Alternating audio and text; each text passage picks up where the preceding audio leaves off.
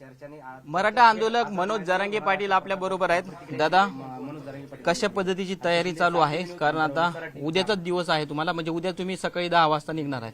हो, तयारी झाली, चालले मराठी निघाले, पण मराठी निघाले चालले। उद्या मी निघतोय, माझा मराठा समाज निघतोय उद्या सकाळी मुंबई न्यायासाठी। किती मोठ्या संख्येनं लोक जे आहेत ते मराठा आंदोलक या सगळ्या मोर्चामध्ये सामील होतील? कुठून कुठून लोक येतील? पुऱ्या राज्यातून, खानदेश विदर्भ सुद्धा त्यांना आरक्षण असून सुद्धा आमच्या गोरगरिबांच्या न्यायासाठी ते सुद्धा यायला लागले, आणि पश्चिम महाराष्ट्र विदर्भ 60-70% कोकण आणि मुंबई सगळी। आज मंत्रिमंडळाची बैठक होणार असून त्या बैठकीमध्ये तुमच्या आंदोलनाविषयी चर्चा होणार आहे। चर्चेची सुद्धा तयारी जी आहे ती होऊ शकते। तुम्ही चर्चा करायला तयार आहे का? नाही, चर्चाच कव्हर करायची, उलट सरकारला सांगणं आहे माझं। आणखीन तुमच्या हातातून वेळ गेली नाही, तुम्ही आमचे जे अधिकार आहे, जे आमच्या सरकारी दस्तऐवज आहे, गॅजेटेर आहेत तिन्ही पण, मराठा आणि कुणबी KGR आहे, काढा येऊ आणि आज अंमलबजावणी करा ना। काय लिहायचंय मुंबईला आम्हाला?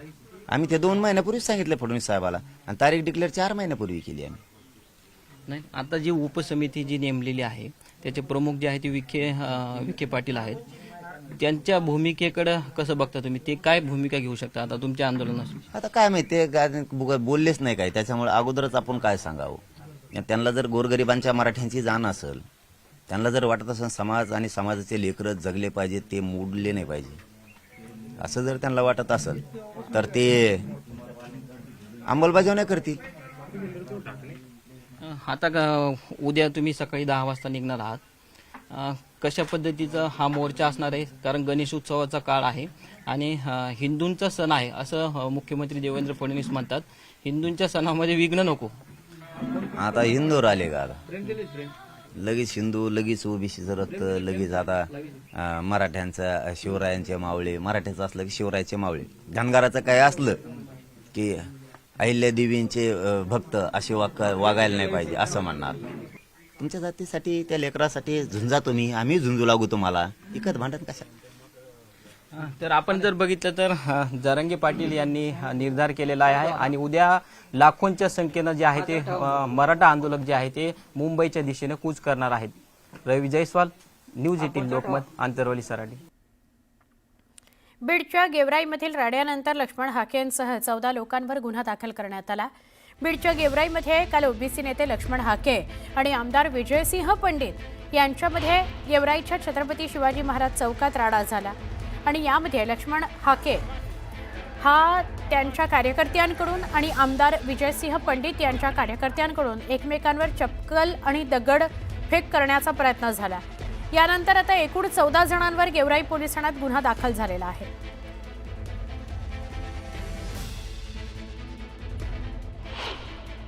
ओबीसी आंदोलक लक्ष्मण हाके आपल्या बरोबर आहेत। सर, कालच्या गेवराईतल्या राड्यानंतर 14 जणांवरती गुन्हे दाखल करण्यात आलेले आहेत। 1 नंबरला तुमचं नाव आहे। हा, गुन्हेगार आहे मी। माझी पण जरा हिस्ट्री काढा ना मला। माझ्यावर एक जर गुन्हा असेल ना महाराष्ट्रामध्ये, मग या पहिल्या सामाजिक प्रश्नावर मी गुन्हा जर घडवला असेल, माझ्या ओबीसीच्या हक्क अधिकाराचं संरक्षण करत असताना माझ्या छातीवर गोळ्या जरी टाकल्या पोलिसांनी घातल्या तरी मी या गोष्टीचं स्वागत करतो, कारण तो पोलीस प्रशासनानं कायदा सुव्यवस्था बाळगण्याचा त्यांचा तो निर्णय आहे। पण महाराष्ट्रामध्ये बीड शहर जाळलं जात असताना, ओबीसी बांधवांवर हल्ले घडत असताना, आंतरवली सराटीमध्ये जे काही घडलं, महाराष्ट्रामध्ये यांच्या चिथावणीवरनं किती वेळा बंद झाला, शाळा कॉलेजेस बंद ठेवावी लागली, शहरांना सुट्ट्या द्याव्या लागल्या, त्यावेळी मनोज जरांगेवर किती गुन्हे दाखल झाले आणि काहीतरी शासनाने SIT का काहीतरी स्थापन केली होती, तिचं काय झालं पुढं? आणि आम्ही मात्र आमच्यावर गुन्हे दाखल, म्हणजे इथं पण सामाजिक दुजाभाव, म्हणजे आम्ही ओबीसी आहोत, आम्ही भटके आहोत, म्हणजे आम्ही कायद्याला लगेच आम्हाला उचलून नेणार। आणि हे सरदार, वतनदार, जागीरदार म्हणून यांना काहीच कायद्याचा धाक नाही। वारे पोलीस प्रशासन। विजयसिंह पंडित जे आहे ते तुम्ही काय पार्श्वभूमी, तुम्ही काहीतरी सांगत होता मागाशी, कसली पार्श्वभूमी? काय त्यांचा इतिहास काय इतिहास? वाळूचोर आहे म्हणतात मला, काहीतरी 100-150 कॉल आलेत। ह्याला काय माहिती आहे सोशल जस्टिस? तो म्हणतो की मी जरांगेच्या आंदोलनात सक्रिय सहभाग घेणार आहे। घे ना मग, दे विधानसभेच्या सदस्यत्वाचा राजीनामा, कारण तू विधिसभेच्या सदस्यत्वाची शपथ घेत असताना त्या शपथेचा भंग केलाय। त्याचं एथिक्स समजून घे. काय असतं सोशल जस्टिस? आम्ही नाही आहेत गावगाड्यामध्ये, आम्ही नाही आहेत इथल्या समाज व्यवस्थेमध्ये. आमच्या मताचा अधिकार काढून मिळून घेतला की काय? आणि एकटा मनोज जरांगेच्या जातीलाच मताचा अधिकार आहे का? तुम्हालाच फक्त मताचा अधिकार आहे आणि आम्हाला मताचा अधिकार नाही? काय बोलतंय? आमदारकीला शोभणारं हे वक्तव्य आहे का?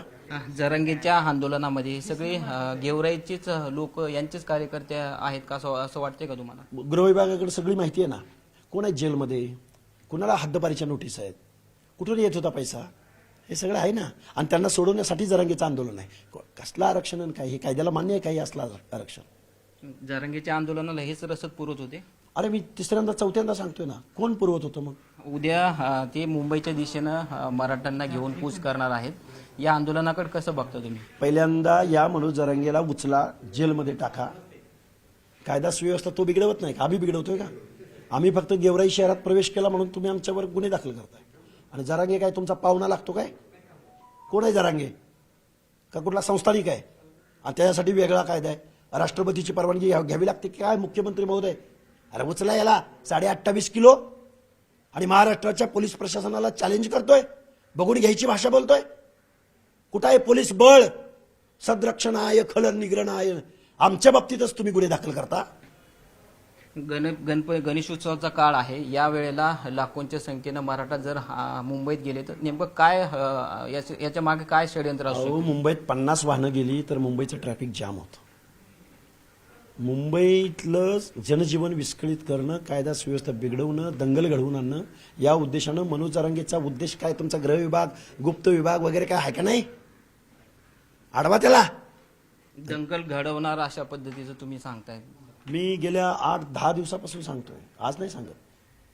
मला सांगा ना, 100 वाहनं घेऊन गेले आणि तुम्ही रस्त्यावर बसला, काय होईल? दंगल घडवणं त्यांनी तेच केलंय आजपर्यंत. आम्ही आरोप नाही त्यांच्यावर करत, त्यांचं वर्तन सांगतोय गेल्या 2 वर्षातलं. हे होते लक्ष्मण हाके आणि यांनी थेट आरोप केलाय की जरांगे यांना वेळीच आवरा नसता मुंबईमध्ये दंगल घडल अशा पद्धतीचं वक्तव्य जे आहे ते लक्ष्मण हाके यांनी केलेलं आहे. कॅमेरामन सुधीर जाधव सर, रवी जयस्वाल, न्यूज 18 लोकमत, वडीगोद्री. राज्याचे मुख्यमंत्री देवेंद्र फडणवीस यांच्या आई संदर्भात जरांगेंनी विधान केलं आणि भाजपनं जरांगेंवर चांगलंच तोंडसुख घेतलं. यावर आता खुद्द मुख्यमंत्री देवेंद्र फडणवीसांनी सुद्धा भाष्य केलंय, प्रतिक्रिया दिली आहे. जो आपल्याला शिवरायांचा मावळा म्हणतो आणि तो अशा प्रकारची खालची भाषा वापरतो तर महिलेच्या बाबतीत खालच्या पातळीत वक्तव्य तो करणारच नाही जर तो शिवाजी महाराजांचा मावळा असेल, असं फडणवीस म्हणाले. सोबतच माझ्या पाठीशी माझ्या आईचा आशीर्वाद आहे, माझ्या पाठीशी अंबाबाई आणि आई भवानीचा आशीर्वाद आहे. इतकंच नाही तर माझ्या पाठीशी महाराष्ट्राच्या जनतेचा आशीर्वाद आहे, असं मुख्यमंत्री देवेंद्र फडणवीस म्हणाले.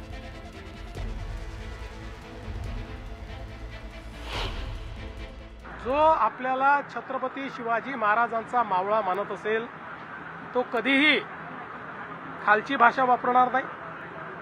कुठल्या स्त्रीबद्दल, कोणाच्या आईबद्दल वाईट आणि चुकीचं बोलणार नाही. आणि खरं तर त्या संदर्भात मी प्रतिक्रिया द्यावी हे मला योग्यही वाटत नाही. प्रत्येकाचं बोलणं त्यांना लखलाभ. माझ्या पाठीशी आईचा आशीर्वाद, माझ्या पाठीशी अंबाबाईचा आशीर्वाद, माझ्या पाठीशी आई भवानीचा आशीर्वाद आणि माझ्या पाठीशी या ठिकाणी संपूर्ण महाराष्ट्रातल्या जनतेचा आशीर्वाद. ती बोली भाषा आहे. त्यात बोलता बोलता आपण म्हणत होतोय याला सकाळ चहा पाजणारे, त्याला तुम्ही गैरअर्थ धरू नका. कारण तुमची आई ही आमची आई आहे. तुम्ही राज्याचे प्रमुख आहेत म्हणलं, तुमची आई सुद्धा राज्याची प्रमुख आहे. लेकर आहेत आम्ही राज्यातले. एखादा शब्द गेला तरी ते भाषणात ती शिनायची, तरी 1 मिनिटात आम्ही काय म्हणलो, आम्ही शब्द मागे घ्या. याच्यापेक्षा काय पाहिजे? मुख्यमंत्री देवेंद्र फडणवीस आणि उपमुख्यमंत्री एकनाथ शिंदेंमध्ये विसंवाद असल्याचा टोला वारंवार विरोधकांनी लगावला आहे. दरम्यान आरक्षणाच्या मुद्द्यावरूनही विस्तव टाकण्याचा प्रयत्न करण्यात येत असल्याचं समोर आलंय. यावर मुख्यमंत्र्यांनी भाष्य करत टीकाकारांना चांगलंच धारेवर धरलं. आमच्यामध्ये कोणीही विस्तव टाकण्याचा प्रयत्न केला तरीही आम्ही एक आहोत, असं म्हणत मनोज जरांगेंना केलेल्या आरोपांवर मुख्यमंत्री देवेंद्र फडणवीसांनी उत्तर दिलं. माझं आणि एकनाथ शिंदे साहेबांमध्ये सगळं काही चांगलं आहे. कोणीही काड्या आणि आत लावण्याचा प्रयत्न केला तरी आमचं काही बिनसणार नाही. आमच्यात सगळं चांगलंच राहील, असं मुख्यमंत्री म्हणाले. त्यामुळे जरांगेंसह विरोधकांनी आरोपांवर मुख्यमंत्र्यांनी भाष्य केलं. एकनाथ शिंदेना तुम्ही काम करू देत नाही. शिंदे साहेब नाही म्हणाले ना असं तर संपला विषय. माझं आणि शिंदे साहेबांचं चांगलं आहे आणि कोणी कितीही मध्ये विस्तव टाकण्याचा, काड्या टाकण्याचा, आऱ्या टाकण्याचा, बांबू टाकण्याचा, काही टाकण्याचा प्रयत्न केला तरी काही होणार नाही. आम्ही सोबतच आहोत.